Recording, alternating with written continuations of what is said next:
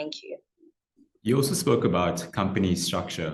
So what should founders be looking to do to build a solid company structure? Oh yeah, very, very important question. And I think this is something I get all the time. I have an understanding that I'm speaking to a global audience. So there may not be a one size or one corporation size fits all approach for different companies. But one of the things that I have seen very, very clearly is that there has to be a clear establishment of roles and expectations of each person coming to the company. What form of structure are you coming into? What does your articles of incorporation say? If you intend to go beyond a particular jurisdiction, how plausible is it for you to have a Delaware incorporation? Are you going to do it domestically? You're going to think of all the jurisdictions where you are qualified to do business, right? What are your internal regulatory compliance guidelines? For example, different industries have different regulators, right? What's applicable in fintech, is not applicable, may not be applicable in a health tech space. So you cannot have a one size fits all. So one of the things that is very important when it comes to structure is being able to identify from the onset the relationship between the co-founders.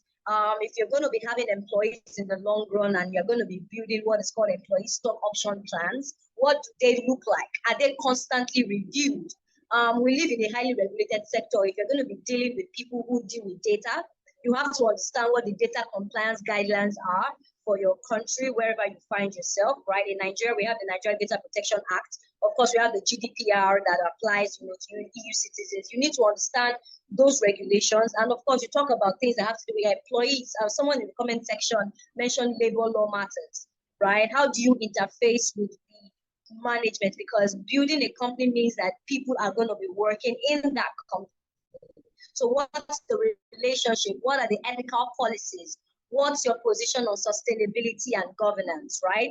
I've been privileged to sit on panels where different startups come to pitch, and they talk about how they're trying to introduce some level of ESG or sustainability into their businesses.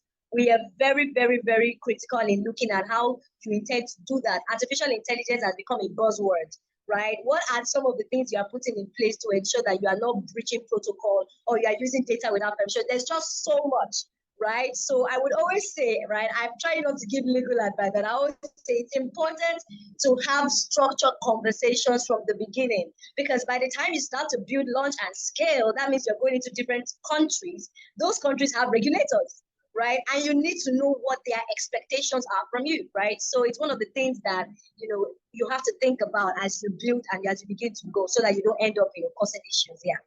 Thank you. Yeah, Rosemond is definitely the expert when it comes to corporate, commercial, and startup law. Thank you for that.